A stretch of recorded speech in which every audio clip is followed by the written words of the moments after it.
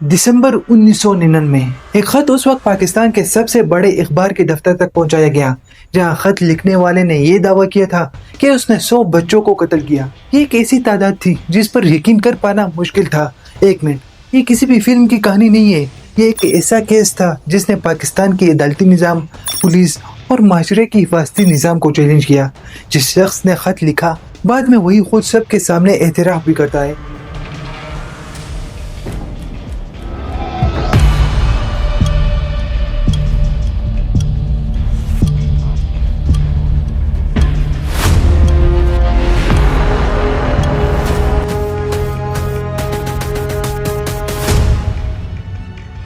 Police ने जब इसके फ्लैट की तलाशी ली तो वहां पर एक ड्रम मिला जिसमें किसी बच्चे के बॉडी पार्ट्स थे। ये सब देखकर एक बात की समझ तो आ जाती है कि इस शख्स की हुई बातें झूठी नहीं थी। हौसला रखो, सारी तरफ देखना, दरवाजा खोलने के लिए तैयार हो जाओ। यहाँ पर इस कहानी का सबसे बड़ा सवाल होता है कि कैसे एक शख्स इतने अरसे से बिना किसी की नज़र में आए इतने बच्चों को मार सकता है। क्या इन बच्चों के गुमशुदा होने के केसेस रिपोर्ट नहीं होते थे? ये शख्स यतीम बच्चों को कत्ल करता था। कुछ दिनों बाद इसे अदालत में पेश किया गया और अदालत में भी इसने अपने जुर्म को कबूल किया। अदालत ने इसे सजा भी सुनाई, मगर आखिर में इसे अदालत की तरफ से सजा हुई नहीं।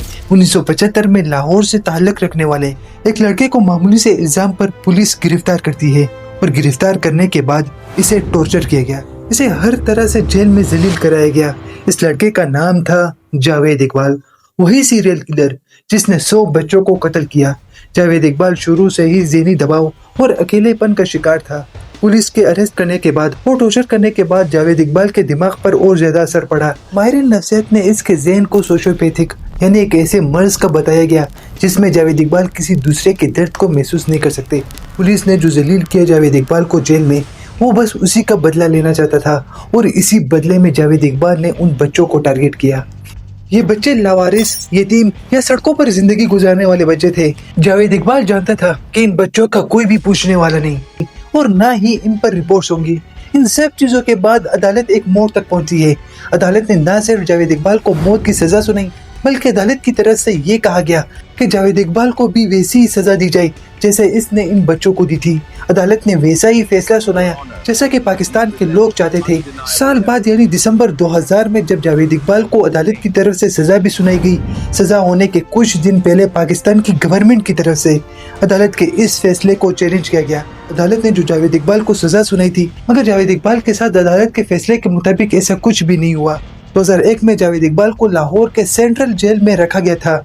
कुछ दिनों बाद इसी जेल में अचानक जावेद इकबाल और साथ में एक दूसरे कैदी की लाश मिलती है। ऑन ड्यूटी जेल के गार्ड्स का कहना था कि इन दोनों ने खुदकुशी की है, लेकिन कुछ दिनों बाद पोस्टमार्टम रिपोर्ट के मुताबिक उन दोनों की बॉडी पर टॉर्चर यानी तशद्दुद के निशानात थे। अगर वाकई में जावेद इकबाल को मारा गया तो इसका एक ही मतलब हुआ कि अब भी कोई सच है जो कि छुपाया जा रहा है। यहाँ पर इस कहानी ने एक अलग ही रुख ले लिया। क्या वाकई में जावेद इकबाल अपनी मर्जी से मरा या फिर किसी ने इसे खामोश कराया?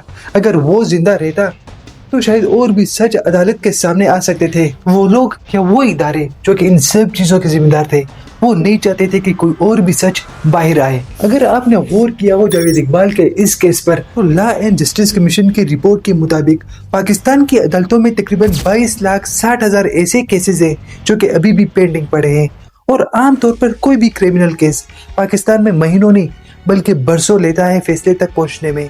और इसी तरह की एक रिपोर्ट में ये भी बताया गया है कि आलमी दर्जे बंदी पर 142 नंबर में से पाकिस्तान की अदालतें 129वें नंबर पर आती है, जो कि लोगों को इंसाफ देने में कामयाब है। और बहुत सी ऐसी कंट्रीज है जिनकी अदालती निज़ाम पाकिस्तान से बहुत बेहतर है, मगर जावेद इकबाल के इस केस में यही अदालतें 1 साल के अंदर अंदर केस खत्म कर देती है। असल में ये केस पाकिस्तान की अदालत या पुलिस तक महदूद नहीं था, बल्कि मीडिया ने इस केस को पूरे मुल्क के लिए एक स्कैंडल बना दिया था। साल 1999 से 2000 के शुरू तक जब ये खबर ब्रेक हुई कि लाहौर में एक ऐसा शख्स पकड़ा गया जिसने बच्चों के साथ पहले जबरदस्ती की और फिर उन्हें कत्ल किया गया, ये खबर प्रिंट मीडिया और रेडियो ने पूरी दुनिया में फैला दी। टीवी चैनल उस वक्त पाकिस्तान में कुछ खास नहीं थे।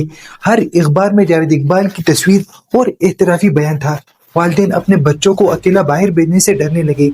ये सब कुछ लोगों तक महदूद नहीं रहा, बल्कि इसका असर सियासत में भी पड़ने लगा اپوزیشن پارٹیز نے گورنمنٹ پر الزام لگائے کہ اتنا بڑا مجرم برسوں سے کیسے آزاد گھوم رہا ہے، اور آخر میں جب اس نے اعتراف کیا اور پکڑا بھی گیا تو اسے سزا دینے سے روکا کیوں، اور اچانک پھر اس کی موت جیل میں کیسے ہوئی؟ یہ سارے سوالات ایسے تھے جن کا جواب حکومت کے پاس بھی نہیں تھا۔ پولیس کو کٹہرے میں کھڑا کیا گیا اور پورے سسٹم پر انگلیاں اٹھنے لگی۔ ان سب کے بعد وہی سوال بار بار، جاوید اقبال جیسے درندے کو وقت پر ہی پکڑ لیا جاتا تو شاید درجنوں معصوم زندگیاں بچ سکتی تھی، اور یہی وہ ساری وجہ تھی جس نے عدالتی نظام کو مجبور کیا اس کیس کو جلدی ختم کرنے پر۔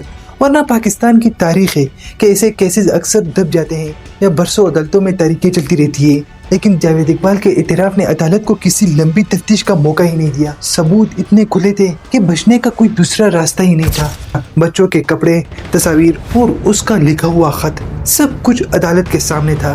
ٹرائل چھوٹا سا ہی لیا گیا، عدالت نے اسے سزائے موت سنائی، لیکن یہ سزائے موت کوئی عام سزائے موت جیسی نہیں تھی۔ سزا ہوئی کہ جاوید اقبال کو بھی ویسے ہی مارا جائے جیسے اس نے ان بچوں کو مارا، لیکن حقیقت میں یہ سزا کبھی جاوید اقبال کو ہوئی نہیں۔ 2001 میں کوٹ لکھپت یعنی لاہور کے سینٹرل جیل سے خبر آئی کہ جاوید اقبال نے اپنی زندگی ختم کر دی۔ جیل کی سیکیورٹی کے مطابق جاوید اقبال نے چادر سے پھندا بنا کر خودکشی کی ہے۔ سامنے سے دیکھنے پر یہ ایک سادہ سا انجام تھا، لیکن پوسٹ مارٹم رپورٹ نے پورے سچ کو غلط ثابت کر دیا۔ ڈاکٹروں نے اس کے جسم پر زخم اور پسلیوں کی یعنی سینے کی ہڈی میں فریکچر نوٹ کیے۔ یہ سب نشانات کسی عام پھانسی سے ملتے نظر نہیں آ رہے تھے، مگر ہاں گلے پر پھندے کا نشان ضرور تھا۔ جاوید اقبال کے کیس نے اتنے سوالات اٹھا دیے کہ پوری سسٹم کو حرکت میں آنا ہی پڑا، مگر اب بھی کچھ سوالات تھے جن کے جوابات باقی رہتے تھے۔ کیسے جاوید اقبال کو اتنے وقت سے کیوں نہیں پکڑا گیا؟ جاوید اقبال کے موت کے انہی سوالات نے پورے سسٹم پر ایک بار پھر سے یہ سوال اٹھا دیا کہ کہیں نہ کہیں پاکستان کا یہ نظام پھر سے ناکام رہا انصاف دینے میں، کیونکہ جاوید اقبال کے کیس میں صرف مجرم کو نہیں بلکہ پورے سسٹم کو کھٹیرے میں لا کھڑا کر دیا۔ سوال یہ تھا کہ ایک شخص اتنے سالوں تک درجنوں بچوں کو اغوا کرتا رہا اور پھر انہیں قتل کرتا رہا، پولیس اور تحقیقاتی اداروں کا کوئی نام و نشان نہیں۔ انسانی حقوق کی تنظیموں نے اس وقت گورنمنٹ پاکستان پر کڑا دباؤ ڈالا۔ ان تنظیموں کے مطابق ایسے کیسز اس بات کا ثبوت ہے کہ نظام انصاف اور نظام تحفظ دونوں پاکستان میں نہ ہونے کے برابر ہے۔ پوری دنیا کی میڈیا نے بھی یہی کہا۔ پاکستان میں بچوں کی حفاظت کو یقینی بنانے والے ادارے کوئی وجود ہی نہیں رکھتے۔ حکومت کے لیے یہ ایک ڈراؤنا خواب بنتا جا رہا تھا۔ ایک طرف پاکستان کے لوگ کا غصہ تھا اور لاہور جیسے شہروں میں احتجاج ریکارڈ ہوئے، بچوں کے والدین نے عدالتوں کے سامنے احتجاج کیے۔ یہ سب لوگ بس اتنا ہی چاہتے تھے کہ جاوید اقبال کو ایسی سزا ملنی چاہیے تھی جسے دیکھ کر آئندہ کوئی ایسا جرم کرنے کا سوچے تک نہیں۔ ان سب کے بعد جاوید اقبال اور اس کے ساتھ دینے والے پورے سسٹم کی کہانی یہیں پر ختم نہیں ہوتی۔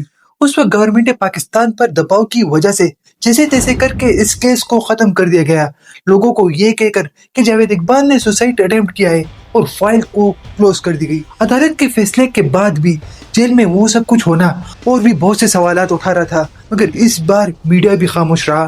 ویڈیو کے آخر میں یہ کہنا تو نہیں بنتا کہ جاوید اقبال کون ہے، مگر ہاں یہ ضرور کہا جا سکتا ہے کہ جاوید اقبال کو ایسا بننے کس نے دیا۔ کیا آج بھی پاکستان اتنی طاقت رکھتا ہے کہ کسی اور جاوید اقبال کو روک سکے، یا آج بھی پاکستان کی حالت ویسے کے ویسے ہی ہے؟